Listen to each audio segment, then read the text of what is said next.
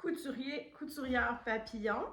Aujourd'hui, je te montre à te confectionner un couvre-bol. Un couvre-bol, c'est un produit zéro déchet qui permet de remplacer la pellicule plastique. Puis comme du plastique, ben, on en a suffisamment dans nos vies, sur la planète, dans l'océan, dans notre corps. Ben, essayer de l'éliminer de notre quotidien, c'est quand même une excellente idée pour les générations à venir. Donc, le couvre-bol, ça ressemble à un bonnet de douche. Il y a plusieurs façons de confectionner un couvre-bol. Il y en a sur le marché qui vont être doublés. L'épaisseur d'en dessous va être un tissu qui est imperméable et l'épaisseur du dessus souvent va être un coton par exemple ou peut-être un lin. Moi, j'en ai fait quelques-uns comme ça. Si tu souhaites que je te montre comment les faire doubler, écris-le en commentaire, ça va me faire plaisir de te faire un tutoriel pour te montrer comment les faire doubler. Mais la raison pour laquelle moi je préfère ne pas les faire doubler, c'est que ça les rend plus longs à sécher. Puis ben on a besoin de 2 fois plus de matériel pour le confectionner. Puis l'idée c'est de utiliser le moins possible de ressources. Donc je préfère les faire une seule épaisseur et avoir simplement à les rincer très rapidement, passer dans mon eau de vaisselle ou au besoin, s'ils sont vraiment très sales, les mettre à la laveuse et ils sèchent presque immédiatement et pouvoir les réutiliser tout de suite. Donc, je les fais une seule épaisseur. Il y en a aussi beaucoup sur le marché que l'élastique va être cousu directement sur le pull, sur le tissu. On va en parler du tissu, ça ne sera pas bien long. Encore une fois, moi, c'est pas ce que je préfère. Premièrement, je considère que la couture qui est faite directement sur le tissu va l'affaiblir un peu. Puis, on veut que ça dure toujours. On veut que ça dure éternellement. La couture faite directement sur le tissu, ben, si jamais ton élastique avec le temps, au fil des lavages, perd de son élasticité, il n'y a rien à faire.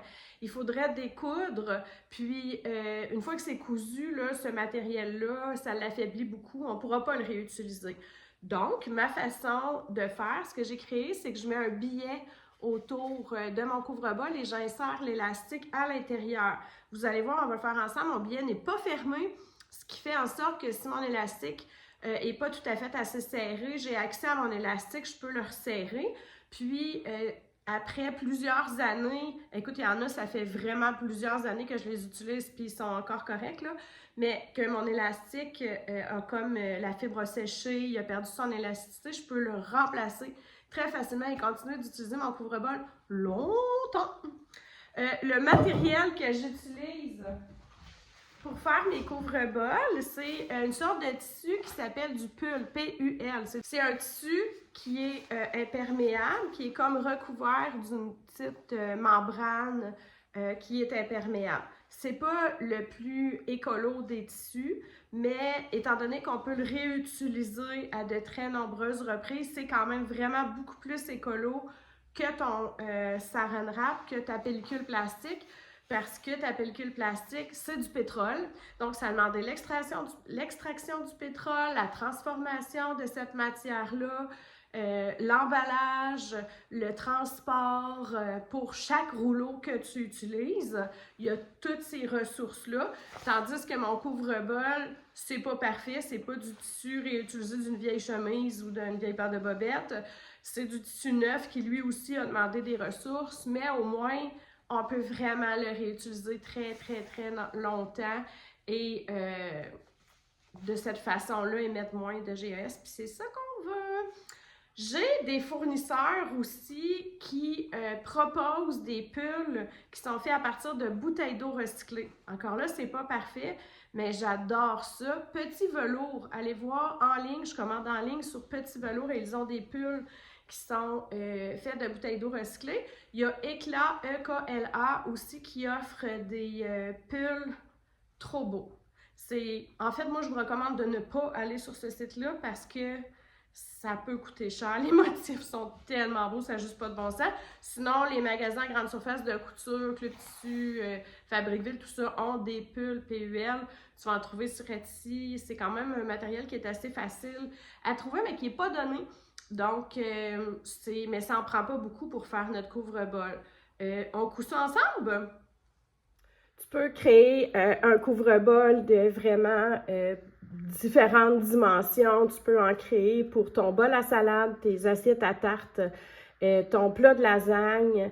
La grandeur lasagne, c'est vraiment le fun parce qu'au lieu d'avoir à transférer tes restes de croustade aux pommes ou de pâté chinois dans d'autres bols, tu fais simplement mettre le couvre-bol dessus, puis et voilà, il est conservé.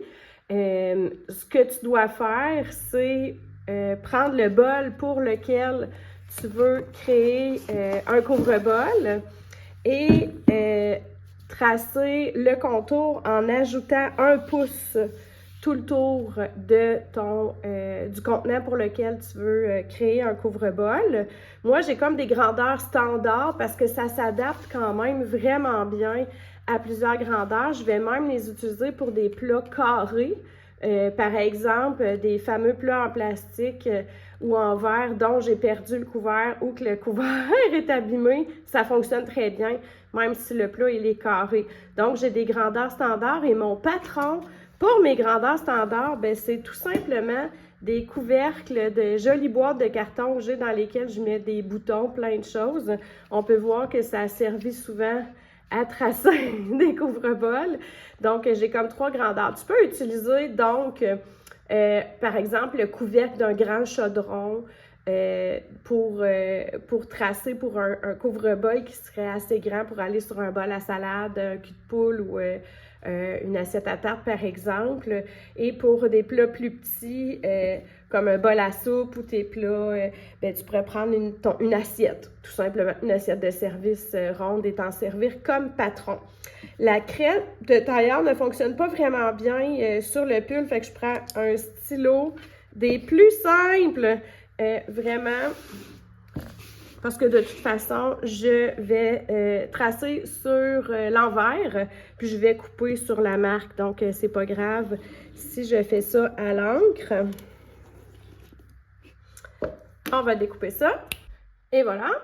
Et je vais mesurer la circonférence pour savoir quelle longueur de billet je dois utiliser. Puis je vais ajouter à ça 2 pouces à la circonférence du tissu que j'ai trouvé. Du billet, c'est quoi? Bien, c'est une bande de tissu qui a été coupée dans la diagonale du tissu, ce qui lui permet de bien tourner, de ne pas faire de petits plis. On va s'en servir pour faire des encolures, pour faire des emmanchures, pour faire toutes sortes de bordures, de projets.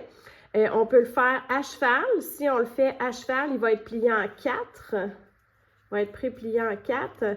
Puis si c'est juste à l'intérieur, par exemple, d'une encolure, à ce moment-là, les 2 côtés vont être repliés vers l'intérieur comme ça. Il ne sera pas après ça replié en 2. On reparlera du billet plus en détail. Là, c'est vraiment un outil formidable qui peut servir à plein de choses, on s'en parlera. Puis, il y a moyen de s'en faire aussi avec notre tissu, par exemple, si on veut se faire une encolure avec le même tissu que notre chemisier, ben, on peut se faire nous-mêmes du billet, c'est super le fun à faire.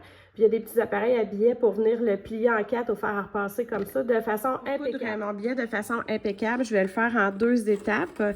Je vais déplier mon billet et venir mettre les bords ensemble, bord à bord. Moi, j'aime vraiment beaucoup mieux les épingles que les pinces dans la vie, vraiment, vraiment. Mais pour le pull, je fais une exception parce que le pull fait partie de ces matières-là que quand on les pique, le trou reste là. Donc, la pince va éviter ça. Donc, bord à bord comme ça. Et je viens coudre dans le premier pli. C'est ça qui va être mon guide. Le premier pli de mon billet qui a été pré-repassé. Donc, je suis une couture droite. C'est une couture d'assemblage. Fait que ma longueur de pointe est à 2,5. Je fais un beau petit point d'arrêt. Et c'est parti.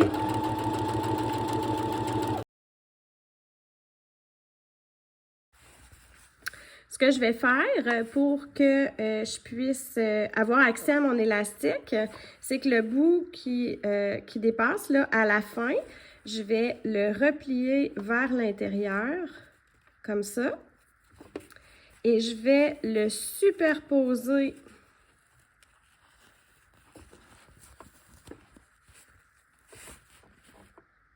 ici à l'autre. Et là, je suis prête à venir surpiquer tout le tour. Pour que ce soit bien solide, là, je vais commencer ma couture un petit peu ici, faire mon point d'arrêt, puis embarquer par-dessus pour faire le tour.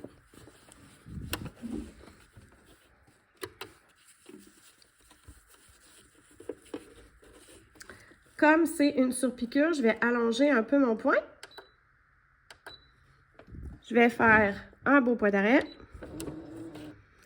Et c'est parti.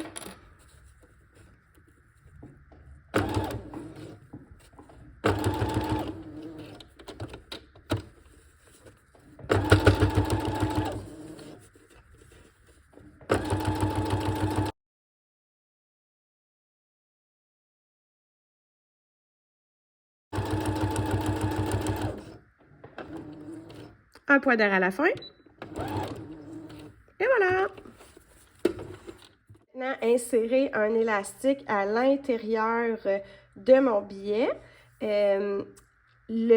Souvent, pour insérer un élastique, on va utiliser comme une épingle de nourrice. Mais ici, c'est tellement étroit que ça ne va pas bien avec une épingle. Et souvent, elle ouvre dans l'ourlet, on se pique, il faut comme essayer de la... En tout cas, pour éviter de dire des mots d'église, moi, je te propose cet outil-là, un petit passe-cordon de ce modèle-là. Moi, c'est vraiment ce que j'ai trouvé qui allait le mieux pour ce travail-là. Je vais simplement insérer mon élastique. Ici, c'est comme si c'était une grosse aiguille à coudre finalement. Donc, je passe par la petite ouverture que je me suis laissée et je vais insérer mon élastique autour. C'est très serré, hein? Autour de ici dans mon billet.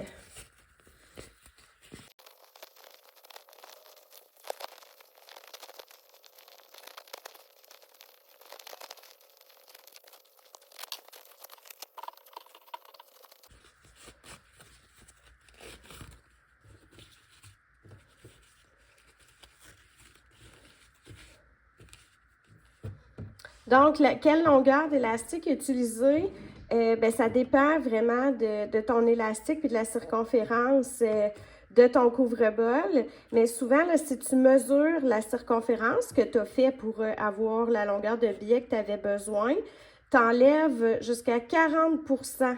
Donc, là, je dis n'importe quoi, là, ça n'a pas de bon sens comme chiffre, là, mais mettons que ton couvre-bol aurait 1 mètre de circonférence, ben j'enlèverais 40 cm, je garderais seulement 60 cm. Mais je t'invite à faire des tests, tu sais, à vraiment venir voir. Puis en plus, là, il y a des pulls qui sont plus épais que d'autres, fait que ça va jouer.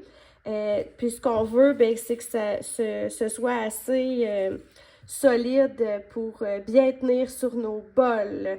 Une fois qu'on a fait ça, on va simplement venir coudre ensemble avec quelques petits allers-retours nos deux élastiques ensemble.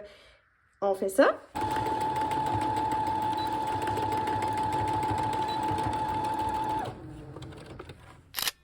Et nous avons, mesdames et messieurs, un couvre-bol, un beau produit zéro déchet qui va te permettre d'éviter d'utiliser des mètres et des mètres et des mètres de pellicule plastique. Donc, c'est économique, écologique et trop chou! Bonne couture, les papillons!